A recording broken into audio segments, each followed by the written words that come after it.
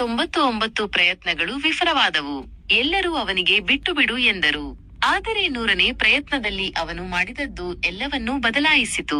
ಕಥೆ: ಅರುಣ್ ಎಂಬ ಯುವಕನಿಗೆ ತನ್ನದೇ ಆದ ವ್ಯವಹಾರ ಪ್ರಾರಂಭಿಸುವ ಕನಸು ಇತ್ತು.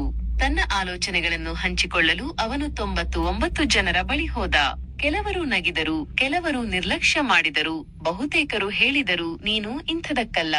ಅವನಿಗೆ ಕೈ ಬಿಡೋಣವು ಎಂಬಂತಾಯಿತು.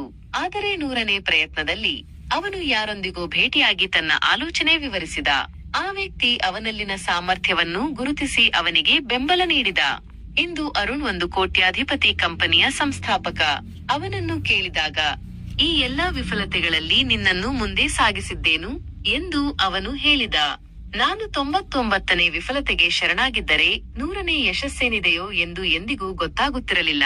ಪಾಠ: ಕೆಲವೊಮ್ಮೆ ಮುಂದಿನ ಪ್ರಯತ್ನವೇ ನಿಮ್ಮ ಬದುಕನ್ನು ಬದಲಾಯಿಸುತ್ತದೆ.